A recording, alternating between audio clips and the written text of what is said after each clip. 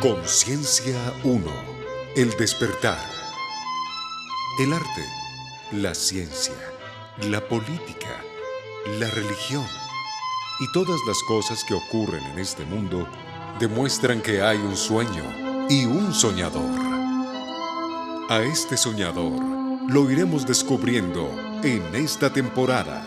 Conciencia 1.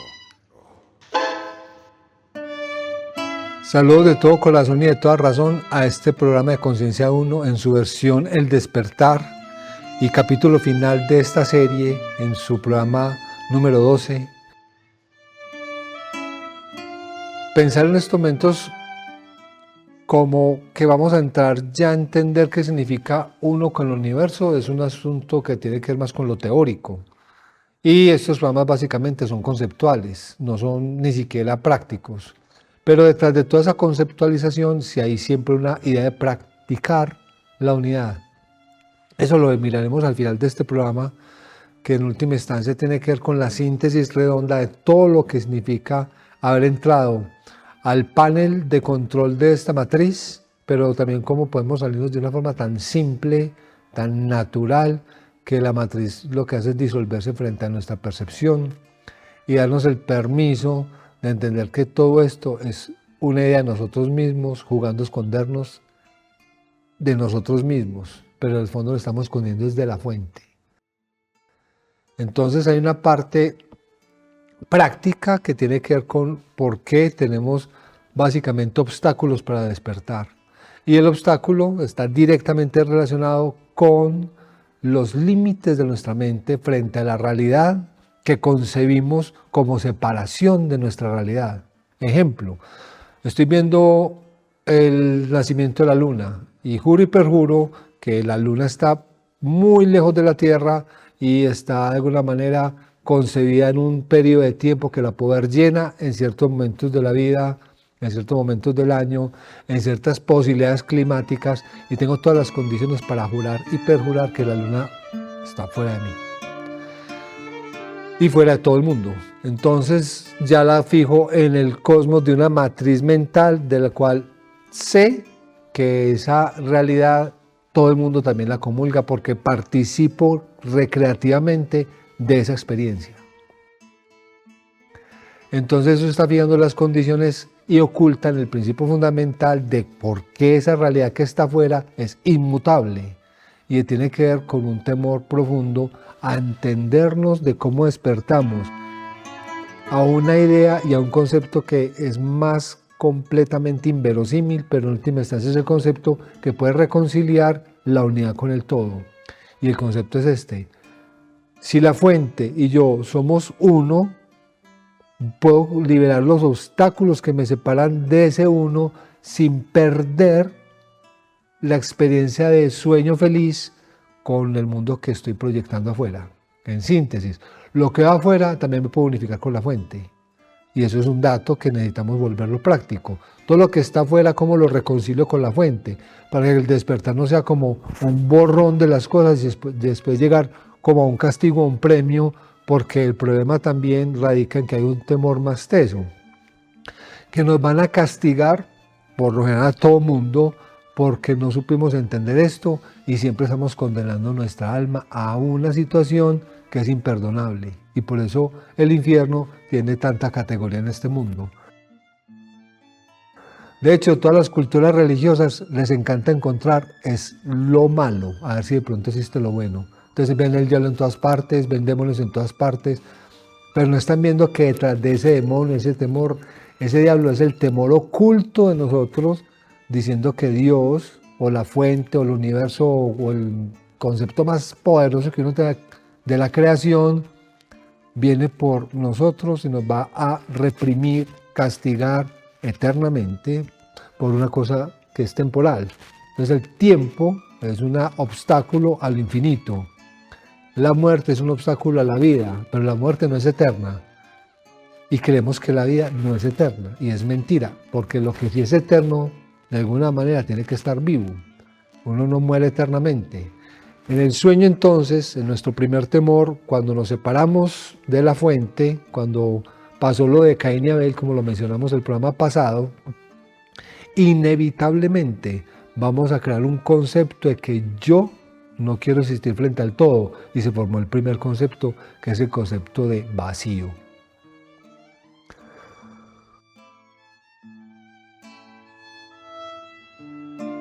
El concepto de vacío fue como cuando una persona recibe un golpe en la nuca y termina completamente perdido y dormido.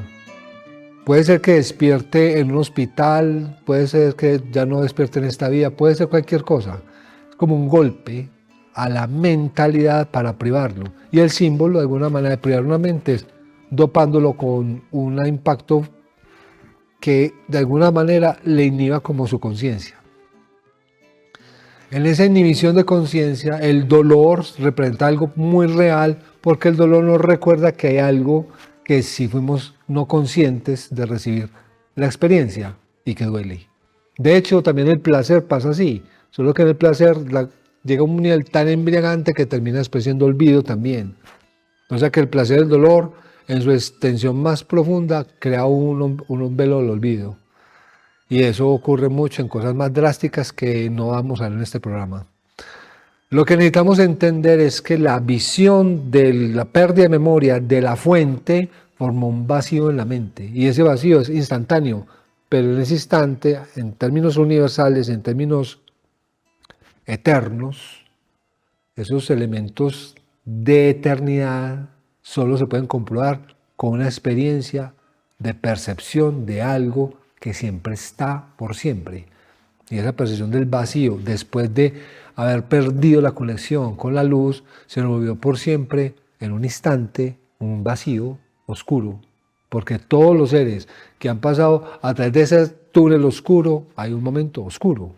A los que miran de una y efectos como de una luz instantánea es porque han tenido entrenamiento, pero los seres normales cuando están soñando vuelven a la fuente del sueño, que es el vacío. Y eso lo digo de una forma categórica porque tiene que ver con muchas experiencias que se han hablado con mucha gente que llegan a ese estado vacío porque en su mente no existe la posibilidad de que exista Dios. Y eso es un dato. Cuando la mente niega a Dios, de alguna manera llega a su propia fuente original, que es su percepción de nada.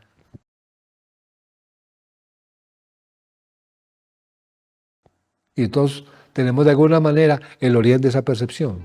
La historia del despertar es ir mirando que en esa percepción del vacío, que lo llenamos con la historia del drama de la humanidad, ¿cómo lo disolvemos para llegar a la unidad? Entonces tenemos miedo a perder todo lo que hemos inventado en el vacío. Y el despertar tiene que ver con algo que en ese vacío pueda ocurrir para que cuando llegue el despertar, ese vacío no se lo trague a un olvido como otro golpe y otro shock en el pensamiento.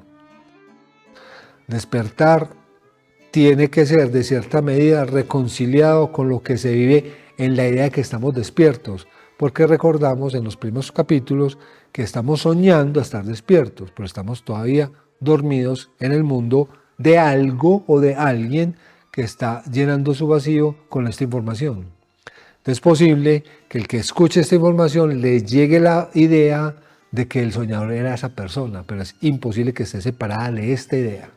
Y en ese sentido, lo abstracto de todo esto se vuelve más simple porque prácticamente estamos recordando que todo lo que está aquí es un aspecto de una sola idea que se expandió por millones de partes, miles y millones de partes históricamente, para llegar a entender que ya estamos reconciliándonos con el despertar, que es para toda la eternidad del vacío en un principio presente.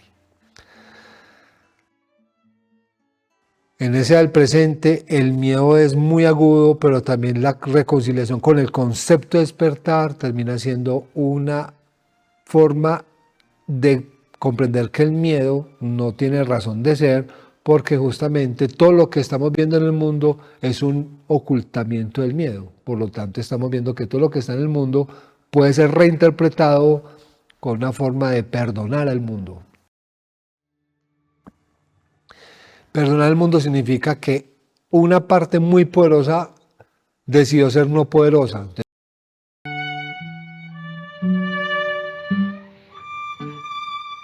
Pero perdonó la parte que perdió el poder o creyó perder el poder, que era el pensador.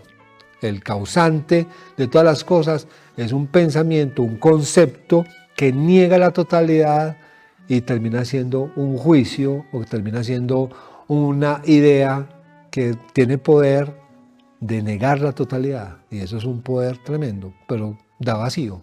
Entonces pierde el poder. Lo que nos interesa en este momento es reconciliarnos con una cosa muy sencilla. Cada uno de los seres vivos pertenecemos a algo que tiene que ver con la vida. Y la vida es para siempre. No puede irse para otro lado, no puede ir a un vacío. Pero el proceso que nosotros tenemos en la reconciliación de la realidad del despertar viene con muchos elementos históricos, espirituales, metafísicos y patafísicos para poder decir en este mundo, ve, nuestro ser es para siempre.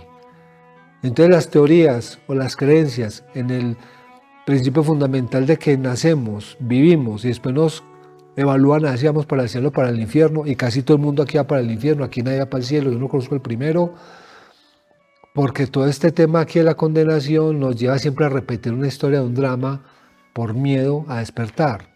Entonces, ¿qué hace las otras creencias que son las reencarnaciones? Entonces es una cosa muy linda, vamos a despertar gradualmente, vamos creciendo hasta llegar a un punto en que ya entendemos el camino. Es una teoría que afianza un poquito algo, pero nos necesitamos otro pedacito más. Todas las tendencias, de todas las corrientes, de todos los conocimientos de la transmigración del alma o la negación del alma inclusive, apuntan a una cosa en esta época, en este tiempo-espacio. Vinimos a un despertar colectivo y eso es inevitable porque está escrito desde los orígenes del tiempo. Y eso es un llamado a todos nosotros desde una cuestión muy sencilla, que queremos pensar con el otro, con mi amigo Caín, que me va a matar, y cómo lo quiero yo mirar, decirle, hermano, la ofrenda tuya también la acepta la creación porque necesitamos extender esto en todas las partes. Si es horizontal tu ofrenda, pues porque está sanando todo, está conectando el todo horizontal y nosotros estamos conectando el tejido vertical. Entonces el tejido vertical y horizontal son una comunión con el otro, son una relación con el otro. Y en cierta parte hay unas deformaciones de eso. Y esas deformaciones atrasan el camino porque manipulan la libertad del otro en la creencia en que el placer y el dolor se pueden volver algo consciente y terminan siendo tan dolorosamente inconsciente que cuando despertamos pegamos el grito de estar atrapados en nuestro peor monstruo, en nuestra peor pesadilla de nosotros mismos. Porque al final el encuentro es con uno mismo. Entonces, si estamos metidos en esa dimensión de devorarnos a nosotros mismos, vamos a terminar encontrando que nos estamos comiendo a nosotros mismos también. Y ese es un dolor que solo se supera despertando con el reconocimiento de algo que sí se puede entender que es sanar el odio que tenemos con nosotros mismos. Y eso es miedo. Si hay un miedo con algo, va a formar una guerra interminable hasta que el miedo se reconozca como una necesidad de que yo no sabía quién era en la oscuridad. Necesito la luz. Entonces el vacío, que era tan oscuro, proyectó un montón de formas tan terribles que este llamado, que es de las otras partes, viniendo con una conciencia más elevada del ser universal, vino a la tierra, entregó la luz y empezó a esparcir en el tiempo un concepto sencillo. El uno con cada uno está llamando a la unidad.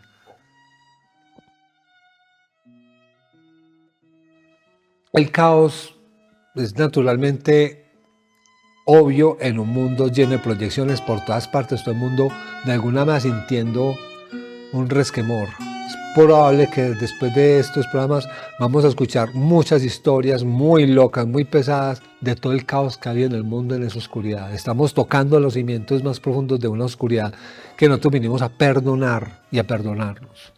Entonces, en esa medida, en ese perdón y en esa luz infinita de lo que es la capacidad de entender que somos solamente una mente, en todas las formas posibles, de todas las historias posibles, en un momento histórico muy posible, vamos a hacer lo que despierta lo imposible en este mundo, que es unificar la luz en nuestro pensamiento y no perder la memoria, por el impacto de la oscuridad y quedar en el bochornoso estado de la amnesia. Entonces, cuando estamos despertando esa amnesia milenaria, ancestral, estamos reconociendo que la fuente ya va a ser algo que redima. Por eso se dice que el Espíritu Divino es misericordioso con todos, porque la misericordia significa ver más allá de todos los fantasmas y todas las pesadillas que están ahí, para poder darle como paz al pensador, al pensamiento. Entonces, lo práctico de esta información es que cuando uno descansa, cuando uno cierra los ojos para dormir, uno dice: ve, está ahí reconciliándome con un sueño que me despierta que yo soy uno, amado siempre con la unidad, y que siempre hemos estado realmente soñando en la luz, solo que tapamos nuestra propia visión de la luz y vimos absolutamente oscuro, y sobre eso llenamos un espacio, porque uno en la oscuridad y en el vacío no aguanta, entonces no se imagina el mundo. Este mundo nos lo imaginamos, lo volvimos carne y hueso, y prácticamente en esa carne y hueso podemos empezar a entender que esa experiencia en el tiempo significa una invitación a la eternidad. Y hay que aprovechar este carne y hueso, porque es el punto donde elegimos sentirnos reales, aterrizados. No podemos ni volar, ni elevar, ni levitar. No podemos cambiar las cosas nunca. Es como el punto donde no cambiamos nunca, para poder entender un cambio significativo, que es el concepto que tenemos nosotros de límite. Eso sí lo podemos cambiar. Y si yo tengo un concepto que me va aproximando históricamente y me voy liberando del caos con la paz del cielo, es porque de alguna manera mi mente ya empezó a entender que todo lo que yo estoy viendo no importa en el sentido más realista, sino que importa en el sentido más del despertar. Y cada parte me está inspirando a despertar.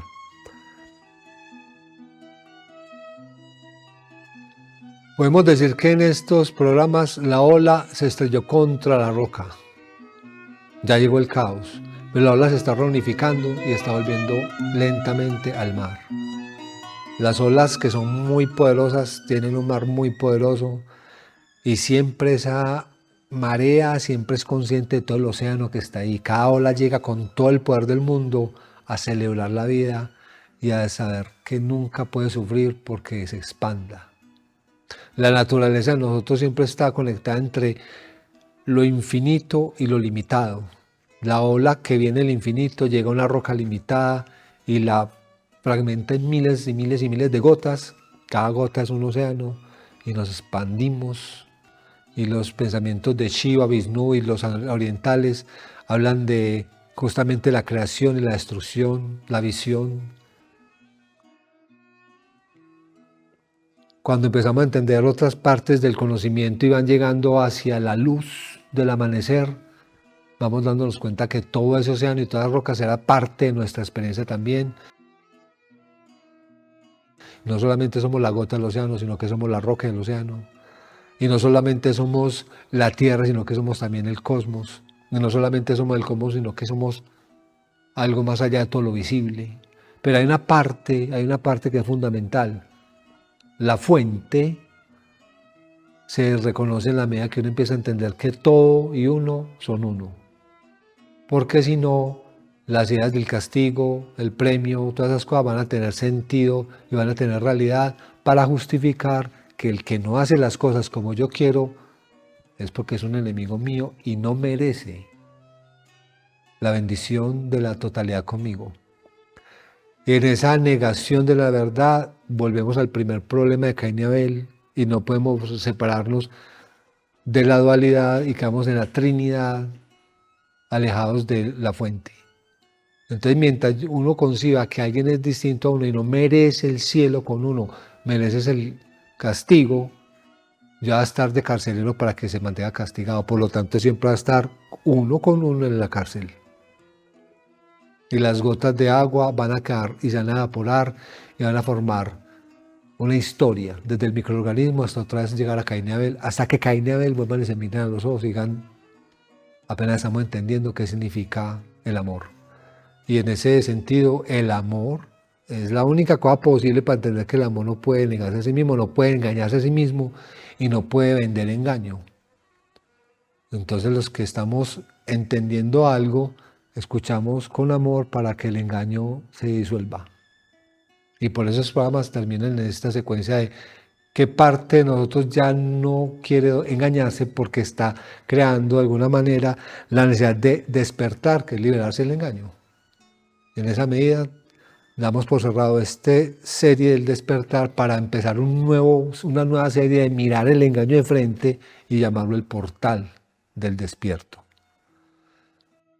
Y damos gracias de todo corazón y de toda razón a esta participación que hemos tenido en este programa. Nos veremos en la próxima serie.